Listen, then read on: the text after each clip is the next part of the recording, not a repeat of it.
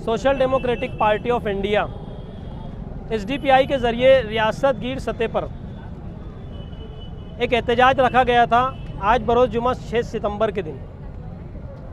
ये एहतजाज पूरे महाराष्ट्र में एक उन्वान के तहत रखा गया जिसका उन्वान मुस्लिम मुखालिफ सियासत को बंद करो, इस उन्वान से रखा गया था। उसी की एक कड़ी मालेगांव शहर एसडीपीआई यूनिट के जानिब से आज शहीदों की यादगार पर रखी गई थी। इस धरने का मकसद मुल्क के साथ साथ महाराष्ट्र में हो रही गंदी सियासत जो मुस्लिम समाज के खिलाफ में है, इसके खिलाफ में आवाज़ बुलंद करना थी और सरकारों तक ये जो अंधे बहरे लोग हैं इन तक हमारी आवाज़ को पहुंचाने की हमने कोशिश की।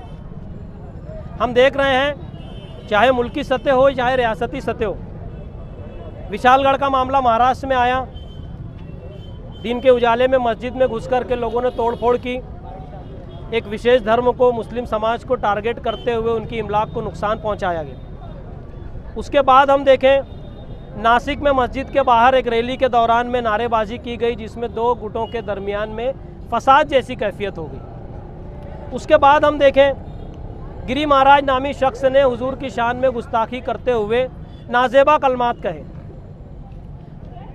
उसके ऊपर महाराष्ट्र के सीएम आकर कहते हैं कि महाराज को कोई टच नहीं कर सकता, सरकार इनके साथ है। हम इस धरने से ये भी सरकार से मुतालबा कर रहे हैं कि ये तुरंत रिज़ाइन दें।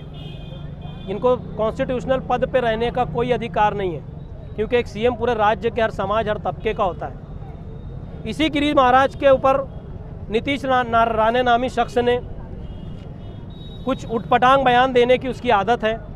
इस पर उसने जो खुद एमएलए है जो कॉन्स्टिट्यूशन पे हाथ रख के ओथ लेते हैं, कसम खाते हैं, वो लोग आकर ऐसा बयान देते हैं कि अगर महाराज पे कोई उंगली उठा कर नज़र उठा के देखा तो हम मस्जिद में घुसकर चुन चुन कर मुसलमानों को मारेंगे। इस तरीके के बयान या इस तरीके की हेट स्पीच देना ये मखसूस ग्रुप का काम हो गया महाराष्ट्र में। मैंने अभी जैसे कि बताया हेट स्पीच की वारदात हर 3 दिन में एक हो रही है पूरे महाराष्ट्र में। ये मेरा नहीं, हेट लैब की रिपोर्ट है। तो इस पर कहीं ना कहीं रोक लगे, ऐसी एक कोशिश लेकर या ऐसा एक मुतालबा लेकर आज हम लोग सड़कों पर उतरे हैं। हमारी इन सभी मामलात पर सरकार से और कानून के मुहाफिजों से डिमांड है कि ऐसे मामलात में दखल देकर सख्त से सख्त इकदाम उठाएं। इसके साथ में जो 40 गांव से अभी ट्रेन वाला मामला आया, बुजुर्ग के साथ मारपीट हुई, उसकी भी हम मजम्मत करते हैं। और अभी जो पूरे मुल्क में करंट इशू चल रहा है वक्फ तरमीम एक्ट का, इस ताल्लुक से भी मैंने पूरी बातें अभी रखी। इस पर भी हमारा पार्टी का ये स्टैंड है कि ये बिल अनकॉन्स्टिट्यूशनल है। ये संविधान की धारा 16, 14, 25 और 26 के मुखालिफ है। ये अनकॉन्स्टिट्यूशनल बिल है क्योंकि ये सभी धाराएं हर शख्स मतलब मुल्क में बसने वाले हर शख्स को बराबरी का अधिकार देती हैं और हर एक को अपनी मजहब पे रहने की आज़ादी देती हैं। इसलिए ये बिल एंटी कॉन्स्टिट्यूशनल है, अनकॉन्स्टिट्यूशनल है। इसको तुरंत रद्द किया जाए, ऐसी हमारी डिमांड है। देना, बयानबाजी करना, क्या ये इसका मुस्तकिल हल हो सकता है? जी देखिए, सोशल मीडिया पर अपनी बातें रखना ये भी एक ज़रिया है आवाम तक अपनी बातों और अपने विचार को, अपने मैसेज को पहुंचाने का। मगर मेरा ये मानना है कि सिर्फ सोशल मीडिया पर या अखबारात में लिख देने से मामलात में सुधार नहीं आता।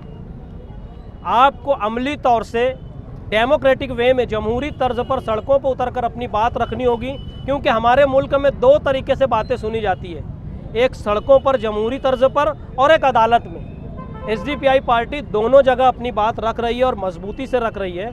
आपने देखा होगा ये अभी ट्रेन वाला जो वाक़या आया, इसको भी हमने कोर्ट तक हम लोग ही लेके गए इनको, और जो कंप्लेन थी वो भी एसडीपीआई पार्टी की जानिब से ही हुई। अभी वक्त तरमीमी बिल जो है उसमें मसाजिद में जो है वो दस्तखती मुहिम का आगाज़ किया गया है और ईमेल के ज़रिए एतराज़ात दाखिल करने पर भी जोर दिया जा रहा है। तो इस किस्म के मामला हालांकि पहले भी हो चुके हैं, जिस तरीके से ट्रिपल तलाक और बाबरी मस्जिद वाले मामला में भी एतराज़ात दाखिल किए गए थे लेकिन खातिर खान नताइज उसके नहीं आए। तो इस मरतबा भी वो करना क्या कोई बेवकूफ़ी तो नहीं है? देखिए, इस पर एसडीपीआई का स्पष्ट एक स्टैंड है कि जो तंजीम यानी all India Muslim personal law board के ज़रिए ये कागजी कार्रवाई शुरू है। हम लोग आवाम से अपील करेंगे कि इसमें बढ़ चढ़ कर हिस्सा लें, क्योंकि मैंने अभी कहा कि 2 तरीके से अपनी बातों को मनवाया जा सकता है जमहूरी मुल्क में, एक अदालत में और एक सड़कों पर। अभी मैंने कल रात में all India Muslim personal law board का एक बयान सुना, उनके एक ज़िम्मेदार का बयान सुना, जो कह रहे हैं कि हम पूरे मुल्क में आवाम के दरमियान में जाकर सड़कों पर एहतजाज करेंगे और रैली मुनक्किद करेंगे। हम इसका खैर मकदम करते हैं, ऐसा होना चाहिए। नितेश राणे पे 4 से 5 कंप्लेंट हो चुकी है, अभी तक उन्हें गिरफ्तार नहीं किया, तो क्या आप उसके ऊपर बड़े पैमाने पे करेंगे? नीतीश राणे पर अभी फ़िलहाल 4 से 5 हुई, मगर इससे पहले एक लंबी फहरिस्त है, उसके ऊपर बहुत सारे गुना दाखिल हैं, मगर अरेस्ट नहीं होता। तो ये तो मैं समझता हूँ पुलिस डिपार्टमेंट का या सरकार का फेलियर है। मैंने अभी कहा ना कि जब सपोर्ट होता है तभी आदमी इतना बोलता है। इनको कहीं ना कहीं लगाम लगाने की ज़रूरत है, वरना ये ऐसे ही उटपटांग बातें करके रियासत समेत मुल्क का माहौल ख़राब करेंगे और एक मखसूस समाज को टारगेट करके उनको बदनाम करने की और उनको हरासा करने की कोशिश करते रहेंगे। हम स्टेट लेवल पर social democratic party of India SDPI की जानिब से गिरी महाराज और नीतीश राणे और इन जैसे दीगर लोगों के ताल्लुक से हम लोग हाई कोर्ट का दरवाज़ा खटखटाने वाले हैं बहुत जल्द। आप लोगों को इंशाल्लाह ये देखने को मिलेगा कि हम लोगों ने कोर्ट से जाकर इनके ऊपर कार्रवाई कराने की मांग की और आपको रिज़ल्ट इंशाल्लाह मिलेगा।